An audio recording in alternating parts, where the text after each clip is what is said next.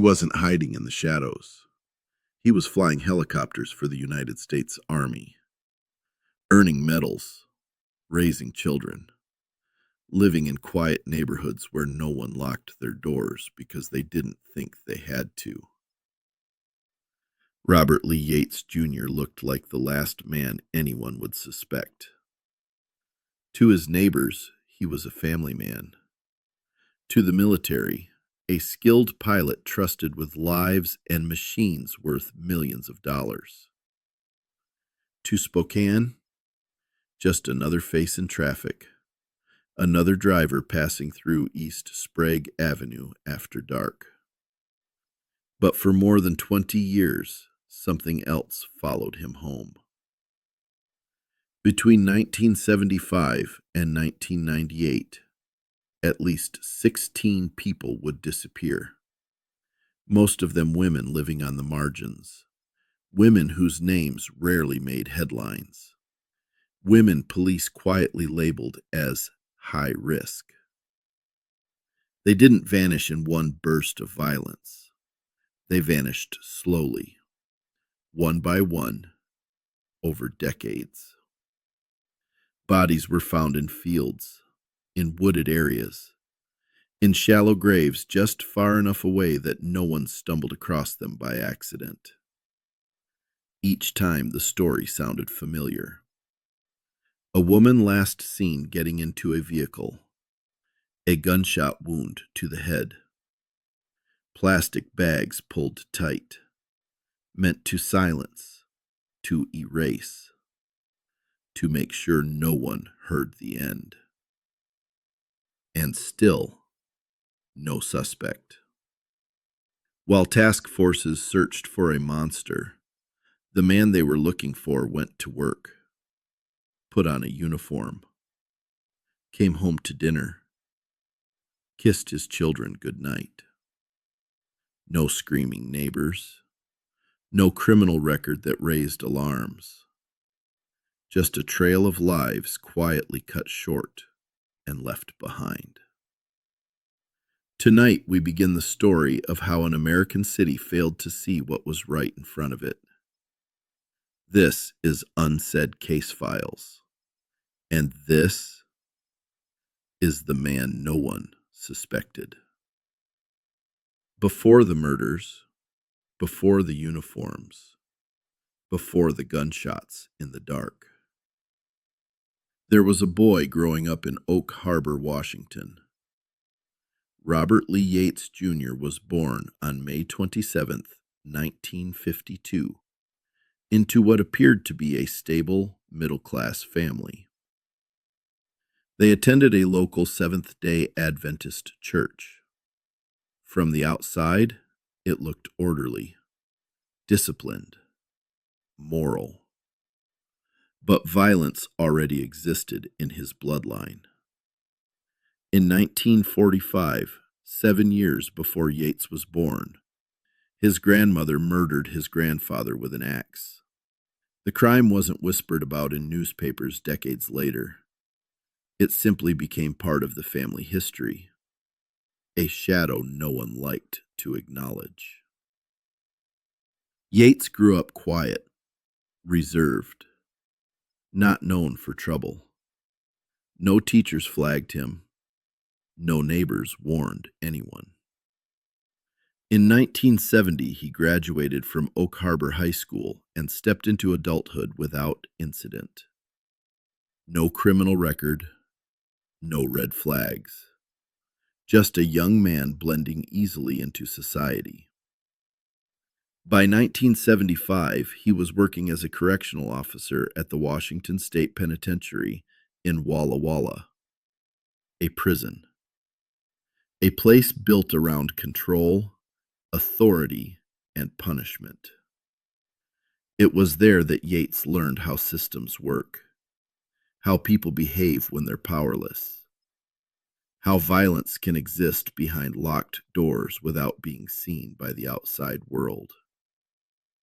And it was that same year, while wearing the badge of law and order, that 2 college students were shot to death during a picnic near Walla Walla.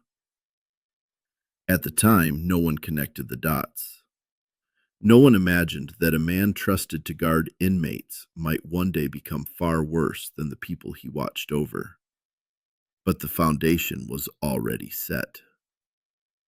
A family history stained by violence, a career rooted in authority, and a man learning how easily society looks away. In October of 1977, Robert Lee Yates Jr. didn't drift into chaos. He enlisted in the United States Army. For Yates, the military offered everything he valued: structure, discipline, authority, and most importantly, trust. He trained as an aircraft pilot, earning certification to fly both civilian transport planes and helicopters. He wasn't just competent, he was good. Good enough to be stationed overseas. Good enough to fly missions in Germany. Good enough to be deployed during United Nations peacekeeping operations in Somalia and Haiti in the 1990s. He earned commendations, service medals, eventually the Master Aviator Badge. To his superiors, Yates was dependable, calm under pressure, a man you trusted in the cockpit when lives were on the line. Back home, he was a husband and a father of 5, 4 daughters, 1 son. The image of stability. But authority can be a powerful disguise. The uniform opened doors. It lowered suspicion. It made people feel safe around him. And for the women he would later target, it made him believable. A military man offering a ride. A pilot who spoke confidently. A father who talked about his kids. Between deployments and duty stations, Yates learned something else: how to live in 2 worlds without either one touching the other. By the mid-1990s, he left active duty, just short of full retirement, but was granted benefits anyway as the military downsized. He didn't stop flying. He joined the Army National Guard as a helicopter pilot. To the outside world, his life looked full. But somewhere between cockpits and command structures, the violence that had waited quietly for years was about to resurface. And this time, it wouldn't stop. Long before Spokane knew fear, long before patterns and task forces, 2 young lives were cut short on a summer afternoon. In July of 1975, Patrick Oliver and Susan Savage were college students. They were young, in love, and spending the day exactly how college kids do, on a picnic near Walla Walla, Washington. They never came home. The next day, their bodies were found in a remote area. Both had been shot in the head. No robbery, no struggle. Just execution-style gunshot wounds and silence. At the time, police searched for motives that made sense. A jealous lover. A random act of violence. Someone passing through. What they didn't consider was proximity. Because that same year, Robert Lee Yates Jr. was working just miles away as a correctional officer at the Washington State Penitentiary in Walla Walla. A man sworn to uphold order. A man trusted with keys, control, and authority. There was no forensic technology then to link him to the scene. No DNA databases. No behavioral profiling taken seriously. And so the murders went cold. For years, Patrick and Susan's deaths remained an isolated tragedy, unconnected to anything else. No suspect, no arrest, no justice. But what investigators didn't know was that this wasn't a one-time eruption. It was a test of control, a test of silence, a test to see if he could kill and keep living like nothing happened. He could. And because no one caught him, no one even suspected him, the violence didn't disappear. It waited. By the late 1980s and into the 1990s, Spokane had a stretch of road everyone knew, but few wanted to talk about. East Sprague Avenue. At night, it became a corridor of survival. Sex work, addiction, people living moment to moment, hoping to make it to the next morning. It was here that Robert Lee Yates Jr. found the perfect hunting ground. He didn't force his way into their lives. He blended in. Yates would cruise the avenue in his van, offering drugs, conversation, money. He didn't rush. He didn't threaten. He made himself seem safe. A military man, a pilot, a father, someone who understood. After sex, often inside the van, the illusion ended.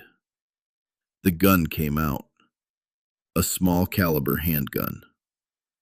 One shot to the head, sometimes the heart. Quick, controlled, final. Then came the plastic bags, pulled tight over faces, not to kill, but to erase, to silence, to strip identity. Bodies were dumped in fields, wooded areas, shallow graves just far enough away to avoid discovery for weeks, sometimes months. The victims were often labeled the same way in reports. High risk, transient, known to police. And because of that, their disappearances didn't trigger alarms. Different names, different locations, different years. No obvious connection, at least not one anyone was looking hard enough to find. But a pattern was forming. A consistent weapon. A consistent method. A man returning to the same places again and again, confident that no one was counting.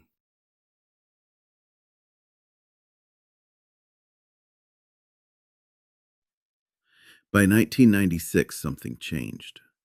For years, the violence had been spaced out, long gaps that kept each killing isolated. But now the deaths were coming faster, closer together, more careless. Robert Lee Yates Jr. was no longer waiting years between murders. He didn't need to. He had learned the system well enough to trust it wouldn't stop him. On May 27, 1996, the body of Shannon Zielinski was found in a wooded area near Meade, Washington. She had been shot in the head and left partially nude. Her body was badly decomposed. The story sounded familiar, but still, no connection was made. Then came 1997.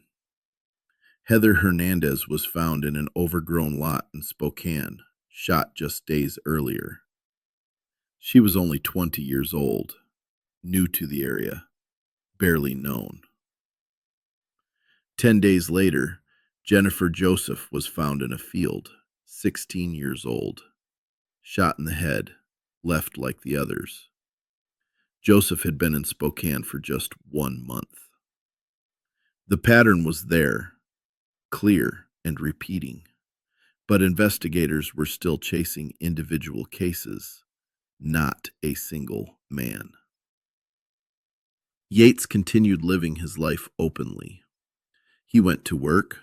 He flew helicopters. He went home to his family. Meanwhile, the victims kept coming. Darla Scott was found buried in a shallow grave near a golf course. Gunshot wound to the head. Each scene echoed the last. Same execution. Same silence. Same indifference. But now the volume was impossible to ignore. Detectives began to whisper the word serial. And as pressure grew, Yates didn't slow down. He accelerated. By the end of 1997, the killings were no longer spread across years. They were piling up. Bodies began appearing closer together, sometimes within a mile of each other, dumped like refuse in gullies, fields, and shallow graves. Robert Lee Yates Jr. had settled into a routine. Shoot, bag, discard. In December, Melinda Mercer was found in Tacoma, shot multiple times, plastic bags pulled over her head. Even after being shot, she had fought, chewing through 2 of the bags before dying. Then came Sean Johnson.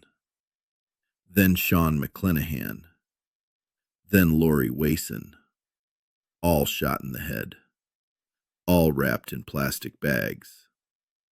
Some were found together, some just days apart. The bags weren't about killing anymore.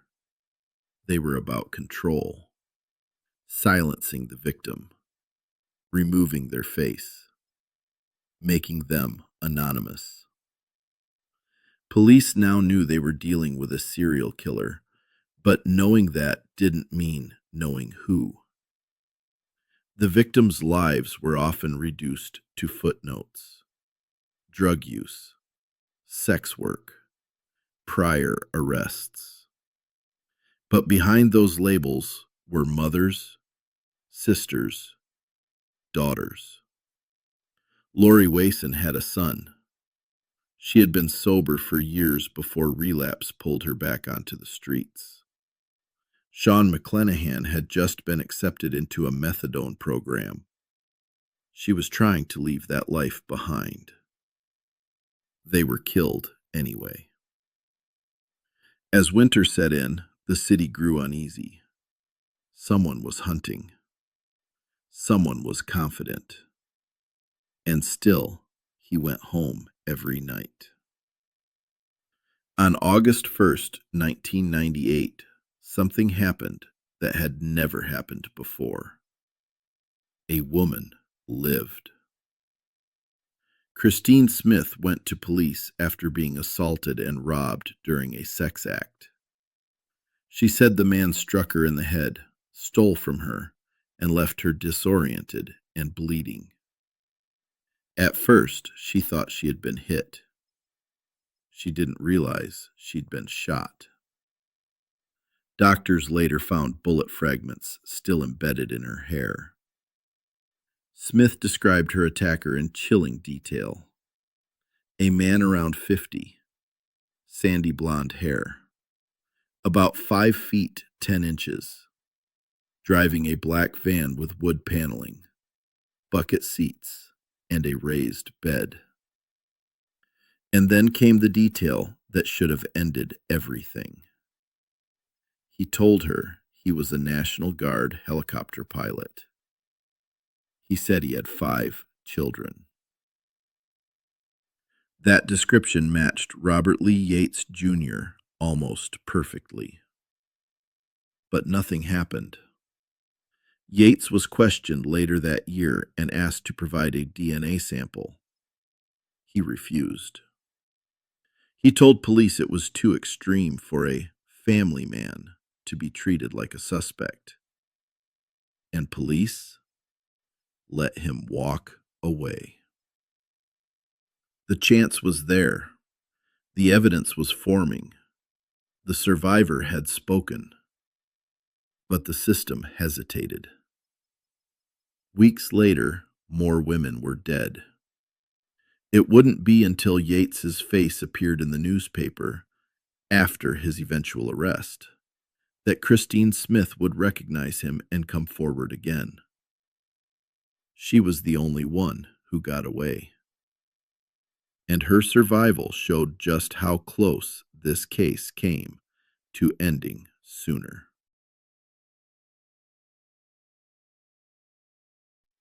By the year 2000, the pressure was finally closing in. Detectives were no longer chasing isolated murders.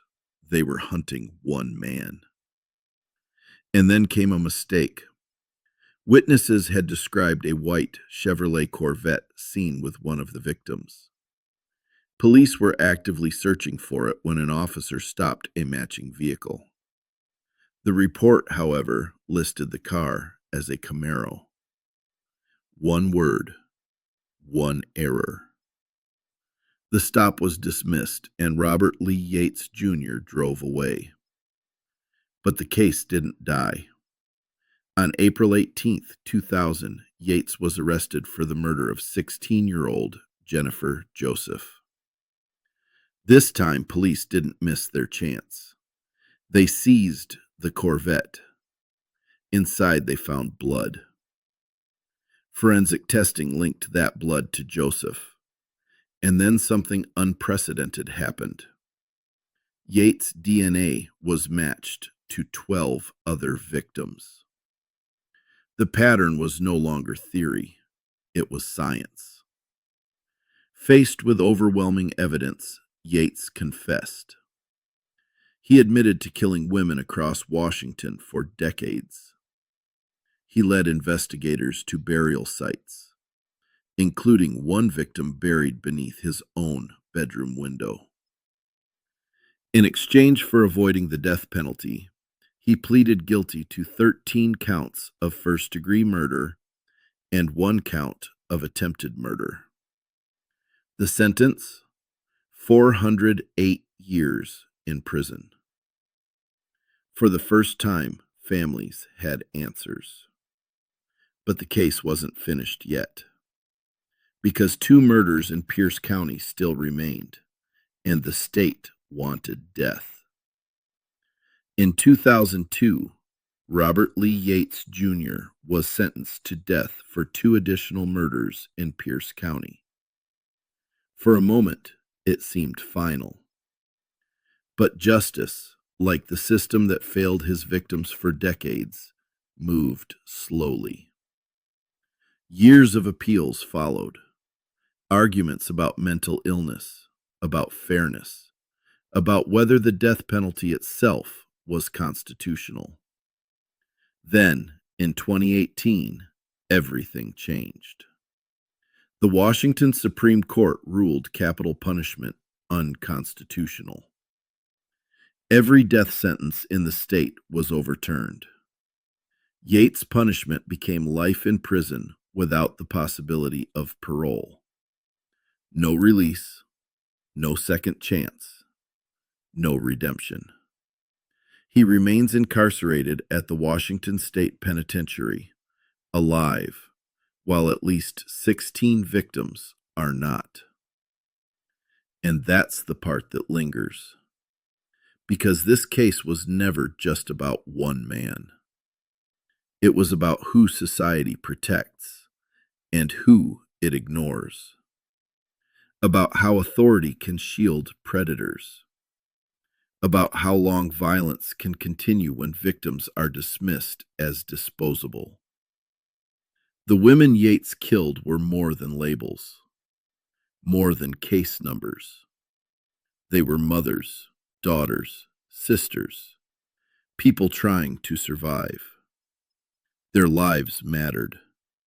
And remembering them is the only way stories like this don't fade into statistics. If you're listening to this, thank you for bearing witness. If this story moved you, follow the show, subscribe wherever you listen, and share this episode so these names aren't forgotten. Supporting Unsaid Case Files helps us keep telling the stories others stop talking about. Because the most dangerous crimes are the ones no one wants to see. This has been Unsaid Case Files. And we'll see you in the next case.